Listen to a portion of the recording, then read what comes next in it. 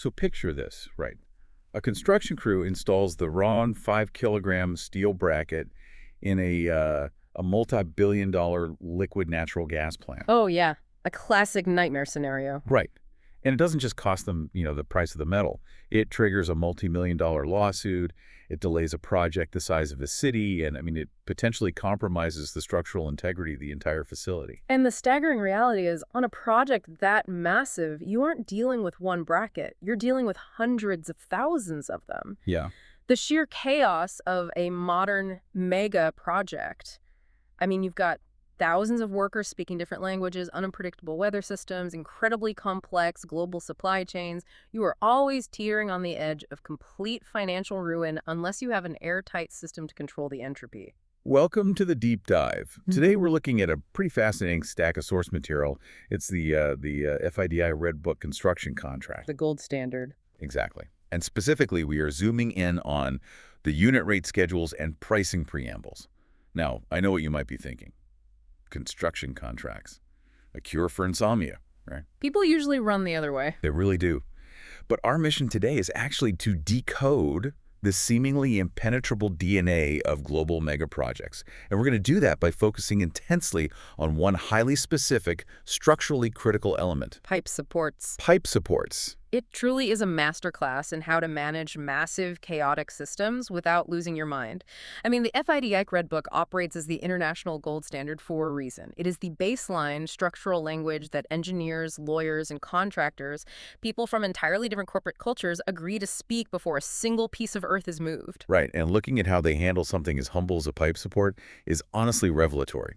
Because the level of meticulous exactness required to manage these projects is something you can actually apply to the complex systems in your own life and work. Exactly. When you look closely at the documentation for just a simple pipe support, you start to realize just how sophisticated that baseline language has to be, to prevent utter chaos on the ground. Okay, so let's unpack this. Because staring at the WBS, the work breakdown structure in these schedules, it kind of blew my mind. It's dense. Yeah. I was expecting a basic list, maybe some generic part numbers, but this is a deeply rigid 7-level code system. I was trying to figure how it actually works, and it feels like a hyper-specific universal coordinate system. That's a great way to describe it. Like a Dewey Decimal System. But instead of tracking down a book on 18th century French poetry, it pinpoints a single bracket in a facility the size of Lower Manhattan. And that is exactly how it functions. Yeah. You have to remember the physical context of the site, right? You are in a massive, noisy, muddy environment. Chaos everywhere. Right. You can't just yell at a foreman, hey, go install that pipe by the secondary boiler. You need an alphanumeric code that instantly communicates what the object is, what material it's made of, and the precise activity happening to it. Right. So I was looking at the WBS matrix in the source text, and the pipe support section starts at level 3 with just a 2-letter code, PS. Simple enough. Yeah. Simply stands for pipe supports and steelwork supports. Yeah. But then it drops to level 4, which dictates the material. And it's not just a generic call-out for metal.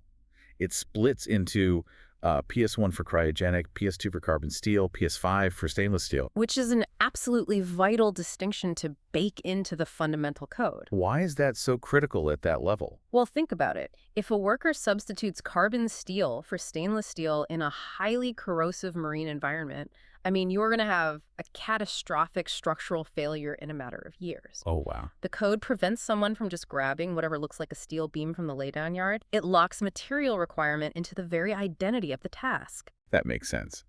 And then we get to level 5, which dictates the activity. So a code like 700 means supply, fabricate, and install. But level 6 and 7 are where the granularity really surprised me. Oh, getting into the physical dimension. Yeah. It drills down to the raw physical dimensions of the object. For general supports, it tracks brackets not exceeding 5 kilograms, all the way up to ones over 100 kilograms. And what's fascinating here is how this functions as a tool to completely eliminate ambiguity.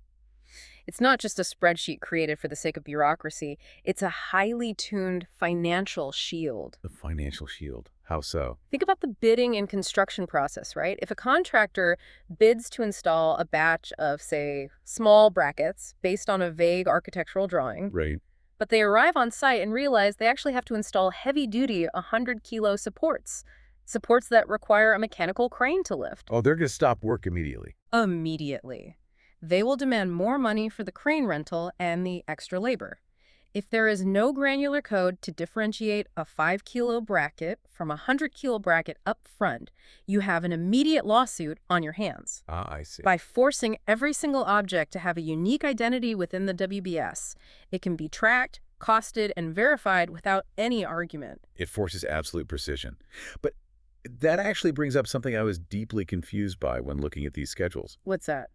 The sheer diversity of these supports is wild. I mean, we aren't just talking about a piece of angle iron bolted to a brick wall here. No, not at all. There's a whole ecosystem of hardware in here. Yeah. The schedules list General Steelwork Supports, spring hangers, both constant and variable type shoe PTFE types, and cryogenic supports. It is a highly specialized branch of mechanical engineering. But here's my issue. I'm looking at the schedules, and they measure basic general steel supports by weight. Up to 25 kilos, 50 kilos, 100 kilos. That makes total sense based on what you just said. Right. But for the special supports, the spring hangers, and the PTFE shoes, they abandon the weight metric entirely. They do. They categorize those by the exact diameter of the pipe they hold, like a 2-inch pipe, a 24-inch pipe, all the way up to a massive 44-inch pipe. Why change the math? I mean, if it is all just metal holding up pipes, why weigh one and measure the other by pipe size? That gets to the absolute heart of the physics implied in the discipline preambles, specifically Section 3.3. You have to separate fabricated bulk materials from highly engineered enumerated items. Break that down for me. What's the difference? General supports are treated essentially as bulk steel. If you need a sturdy frame to hold a static dead load, your primary cost is just the raw material and the labor required to cut, weld, and lift it. Because it's not really doing anything other than sitting there. Exactly. More steel equals more money. So weight is the perfect metric for cost. Right, it tracks. But those special supports, the PTFE shoes and the spring hangers, they are tied directly to the dynamic nature of the specific pipe they cradle. Dynamic nature. Yeah. Pipes in an industrial facility are not static objects. They carry fluids or gases at extreme temperatures and immense pressures. When a 24-inch steel pipe heats up, thermal expansion forces it to grow.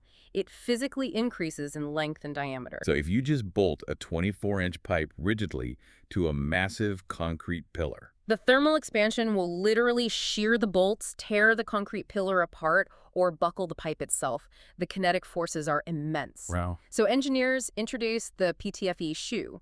PTFE is polytetrafluoroethylene. Which is commonly known as Teflon, right? Exactly, Teflon. The shoe cradles the heavy pipe and sits on a low-friction surface. This allows that massive expanding pipe to physically slide horizontally back and forth as it heats and cools without transferring that stress to the building structure. That is wild to picture. A heavy steel pipe just sliding back and forth on a Teflon pad inside a plant. And spring hangers do the exact same thing vertically. They support the immense dead weight of the pipe while allowing it to move up and down as it flexes under pressure. Okay, I get it now. You don't price a spring hanger by how much the internal spring weighs. You price it based on the engineering required to safely cradle a very specific 24-inch diameter pipe under extreme dynamic stress. That completely clarifies it. It's the difference between buying raw lumber and buying a complex moving machine. Precisely. And that brings us to the cryogenic supports, which seem to have their own insane set of physics. The WBS schedules specifically call out the insulation thickness for these cryogenic pipes. It ranges from 40 millimeters thick to a massive 190 millimeters thick. Dealing with extreme cold is incredibly dangerous in this context. We are talking about facilities handling substances like liquefied natural gas. Right. That gas is kept at around minus 162 degrees Celsius. Minus 162. Okay, that is beyond freezing. At those extreme cryogenic temperatures, standard carbon steel completely changes its physical properties. It stops being tough and flexible, and it becomes as brittle as glass. So if a pipe carrying LNG at minus 162 degrees comes into direct contact with a standard carbon steel support, the cold transfers immediately through thermal bridging. The carbon steel support freezes, turns entirely brittle, and simply shatters under the massive weight of the pipe.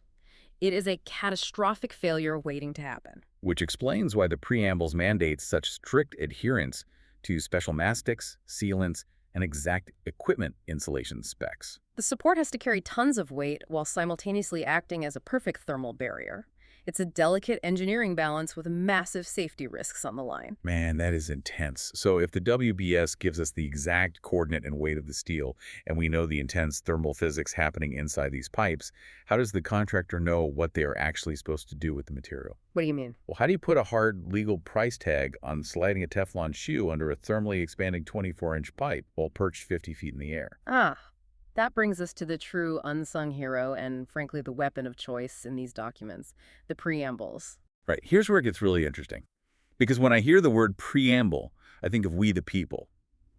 You know, a flowery philosophical introduction before the actual rules start. A lot of people assume that. But in the FIDIC Red Book, a preamble is not a polite introduction. It is a ruthless, ironclad rulebook dictating exactly what a unit rate includes. It is the ultimate no excuses clause of construction. The preamble defines the absolute boundaries of reality for the contract. Right. It tells the contractor, when you quote us a price of 500 euros to install this specific cryogenic pipe support, here is every single action, risk, and piece of dust that 500 euros must cover. Staring at the structural steelwork preambles, specifically section 3.3, letters U and V, which govern these pipe, supports the list of what is included is staggering. The phrase they use is fully loaded. And they absolutely mean it. The text mandates that your one rate must include, and listen to this, supplying the base material, supplying the PTFE if it's a sliding shoe, all fabrication, the bolts, the screws, delivering the item to the massive site, offloading it at the laydown area. It's exhaustive. And it doesn't stop there. It includes trimming the steel, fitting it to suit the exact installation position, because things are never perfectly aligned in the real world, assembling the components, and even grouting the base into the concrete. If you pull back and look at the general preambles that apply to all these sections, it gets even more intense. Yeah. Installing a pipe support also includes the provision of all temporary scaffolding. It includes all quality assurance and quality control. And critically, it includes NDE, non-destructive examination. Okay, break down NDE for me. What does that actually look like on a job site? NDE often means radiography or ultrasound. They literally bring out an industrial X-ray machine or specialized ultrasound equipment to inspect the structural welds on these critical pipe supports. Wait, like a medical X-ray? To look for what? Microscopic cracks, porosity in the weld, tiny flaws that the human eye cannot see, but that would cause a bracket holding a 44-inch pipe to fail under pressure. Oh, wow. And if the X-ray finds a crack, the contractor has to grind it out, re-weld it, and X-ray it again. And the preamble dictates that the cost of all those X-rays, the ultrasound equipment, the specialized technicians, and the potential rework, all has to be baked into that initial rate they quoted for the bracket. Exactly. If we connect this to the bigger picture, the preamble isn't just a list of chores. It is a highly sophisticated instrument of risk transfer. Risk transfer. Right. In massive projects, the employer, the entity funding this multi-billion-dollar facility they crave cost certainty above all else. They use the preambles as a financial weapon to entirely shift the burden of reality onto the contractor. The burden of reality, that is a great way to phrase it. It is the friction of the real world. Weather, human error, delays, microscopic cracks in a weld that is reality.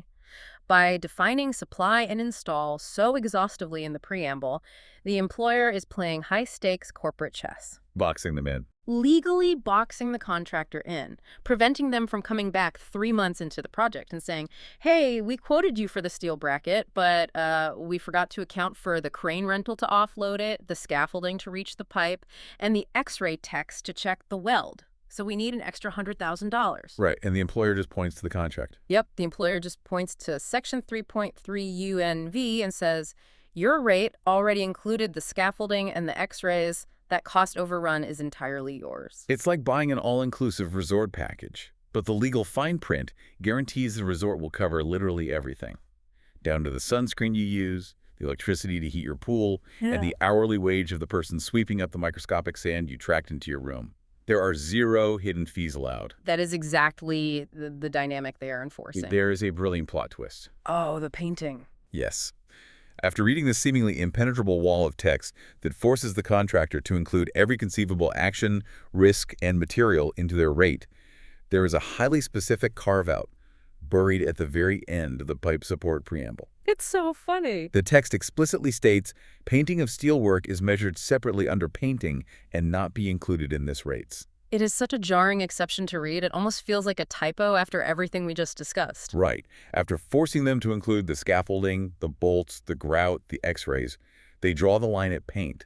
Painting gets its own separate billing category. Why? It comes down to the specialization of the trade and maintaining clear WBS lines. In a harsh industrial environment, painting isn't just slapping on a coat of aesthetic red Rust-Oleum. Right. It is a highly specialized surface protection system. Like preventing the massive corrosion we talked about earlier. Exactly. It involves sandblasting the steel to a specific profile, applying multiple coats of specialized epoxies or polymers, and strictly controlling the humidity and temperature during curing. It's almost always done by a completely different, highly specialized subcontractor. So if you force the steel fabricator to include the painting in their pipe support rate, The steel fabricator would have to guess the cost of the specialized painting subcontractor.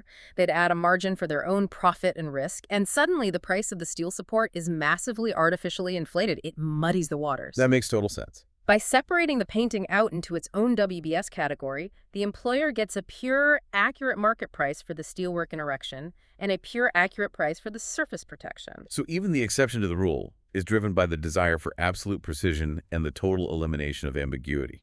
In a system this complex, ambiguity is the enemy. So what does this all mean for you, the listener? I mean, Yeah. why spend time decoding the unit rate schedules of the FEI's Red Book and the specific preambles governing pipe supports? Because the built environment you rely on is held together by this exact contractual exactness. The physical world you move through every single day, the LNG plants generating your power, the massive metropolitan water systems under your street, the very building you are sitting in right now, none of it exists without this invisible framework.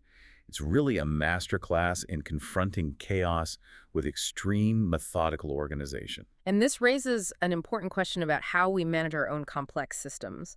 I mean, these multi-billion-dollar projects succeed only because they define every variable up front. They don't leave the definition of install up to interpretation. They write a preamble. It really does make you look at project management and even personal planning in a totally different light. So I want to leave you with a final thought to mull over. The next time you are sitting in a modern coffee shop and you look up at those exposed pipes running along the ceiling, or you drive past a massive glowing industrial facility at night, consider the unseen preambles governing the hidden support structures of your own life. That's a great point. What are the meticulously defined, fully loaded systems holding your daily operations in place? And more importantly, when you're pricing out the cost of your own energy, time, or projects? What's the one thing like the painting that you always forget to account for? That is something truly worth thinking about. Thanks for joining us on this deep dive. If you're interested in the templates, please visit our shop. The link is in the description. Thanks for watching. Please subscribe and see next time.